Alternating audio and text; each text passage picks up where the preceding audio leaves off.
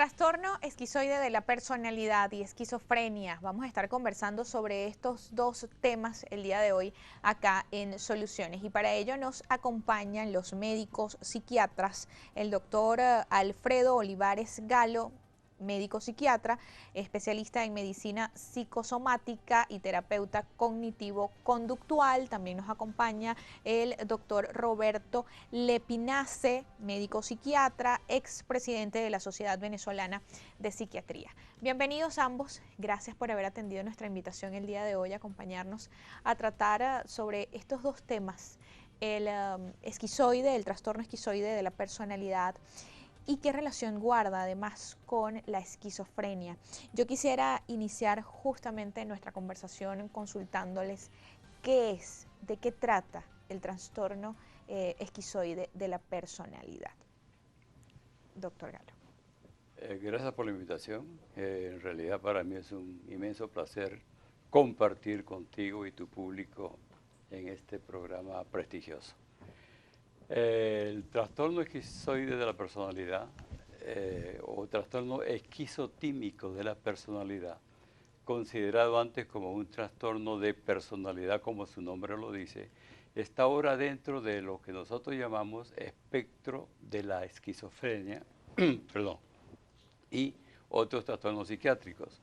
Esto a raíz de una última clasificación que se hizo en el DCM-5, por ejemplo, que es el Manual Diagnóstico y Estadístico de las Enfermedades Mentales de la Asociación Psiquiátrica Americana. Intentó ponerlo dentro de este espectro por las características similares que hay entre el trastorno esquizoide y la misma esquizofrenia.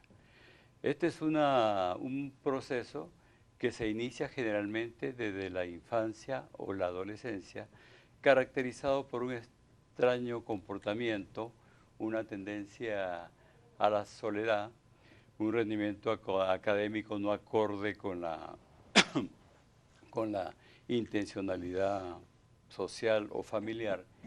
Y los niños pues se miran o se tachan como extraños, no comparten con sus compañeros los juegos, son objeto de burla también y objeto también de lo que nosotros actualmente llamamos bullying, ¿no? Existe en este tipo de personas pues un déficit de las habilidades sociales e interpersonales, lo cual le da pues una característica de ese tipo de conducta extraña, ¿no? Caracterizada también pues por unas ideas referenciales. Ideas referenciales quiere decir que la persona piensa que los sucesos externos, los eventos o acontecimientos externos tienen un significado especial para ellos. Se refieren a él, por ejemplo, piensa que los demás están fijándose en él o se burlan de él, lo cual pues hace que en defensa haya un alejamiento como afectivo, no pueden relacionarse afectivamente con estas personas y empiezan a presentar unas creencias también extrañas, como por ejemplo preocupaciones en los fenómenos paranormales, preocupaciones por el pensamiento mágico y así se van sumando progresivamente todas estas alteraciones pues, que le da pues, el comportamiento extraño. ¿Y se ha estudiado sobre el origen de este trastorno esquizoide de la personalidad? ¿Qué causa? ¿Cuáles son esos factores que influyen para que una persona padezca esto?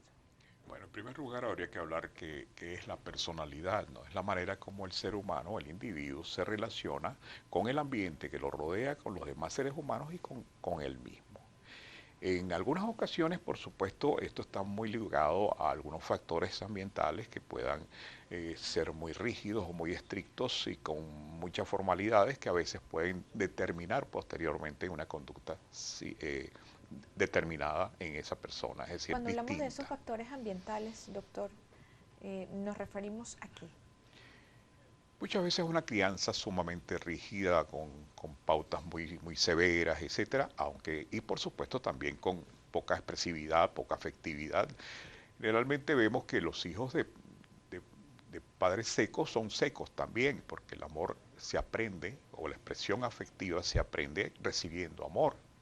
Y muchas veces esto pues está carente dentro de su mundo de relación, por lo tanto tampoco lo aprende.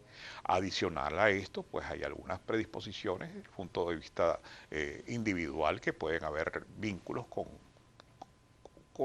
con elementos, no podemos decir genéticos en sí, pero unas características individuales. El trastorno de personalidad está muy caracterizado por una gran dificultad para establecer relaciones con las personas y con el mundo que lo rodea. Sobre todo una gran timidez, un encerramiento en sí mismo, una inexpresividad en relación con la satisfacción, con el placer. Eso se conoce como anedonia. Es decir, no es capaz de expresar o de disfrutar de algo. Tiene dificultades también para expresar tanto ira como afecto, es decir, cualquier expresión desde el punto de vista de su comportamiento le es muy difícil. Es decir, siempre hay como, se habla de un aplanamiento, ¿no? Es decir, no necesariamente extraordinario, pero sí una poca expresividad. Mucha dificultad para vincularse sexualmente, no hay interés por el sexo ni por la relación sexual, y pues también pues tiende a encerrarse mucho en sí mismo, a vivir en su mundo interno, y por supuesto a veces con interpretaciones inadecuadas de lo que le rodea de acuerdo con el tipo de trastorno de personalidad. En este caso la esquizoide es la dificultad básica para relacionarse. ¿A qué edad aparecen esas primeras señales de este tipo de trastornos? Hablaba el doctor Olivares de infancia, adolescencia, pero ¿puede una o pueden no darse cuenta que tienen este tipo de trastornos sino hasta ya en edad adulta? Sí, es así. Es decir, habíamos hablado de unas primeras manifestaciones que nosotros realmente llamamos como unos síntomas prodrómicos, ¿no? Pero verdaderamente el cuadro en sí se presenta ya al inicio de la edad adulta, ¿no? En que empiezan a aparecer ya otro tipo de creencias, en las cuales pues los sujetos que el doctor Robert ha mencionado se vuelven desconfiados, se vuelven suspicaces, se vuelven paranoides. Esto quiere decir pues que empiezan a desconfiar de todo el mundo. Ellos piensan pues que las demás personas o los compañeros de trabajo actúan o tratan de desprestigiarlo, por ejemplo, ¿no? Desprestigiarlo o hablan mal de él, lo cual crea pues esa falta de estrechez afectiva, ¿no? Y no tratan de vincularse a través pues de relaciones estrechas, relaciones estables, ¿no? Lo que también pues constituye parte pues de esta sintomatología. ¿Son personas pasivas por lo general? Sí, ¿O llegan a tener algún signo de síntomas de violencia o señales de violencia? No, No, son muy inexpresivos, son muy introvertidos y muy poco, precisamente tienen dificultades de expresar sus emociones, tanto las afectivas como la de ira, la de rabia. A veces transgreden las normas, pero no lo hacen con la intención, es decir, las normas sociales o los vínculos, pueden ser incómodos en la relación con las personas, pero no lo hacen con la intención ni de ir contra la norma, ni tampoco hacerse sentir, sino es parte de su expresión. Le cuesta mucho, él sufre de una gran dificultad para que las personas piensen o puedan comprender qué es lo que siente o qué no siente. Lo puedes elogiar, puede ser estimulado, y él no responde a esos estímulos, ni afectivos, ni lo puedes molestar y tampoco responde a una situación de agresión o algo por el estilo con la vehemencia o como la hace cualquier persona en defensa o cualquier cosa. ¿Muestran interés por qué? ¿O hacia qué? ¿Qué les gusta hacer a esas personas? A sí mismos. Es decir, están muy metidos en sí mismos. Lo interesante de esto es que cuando se le permite a él, porque ellos mantienen y conservan su inteligencia, ¿no? Y llegan a ser profesionales y profesionales que tienen buenos niveles en su desempeño.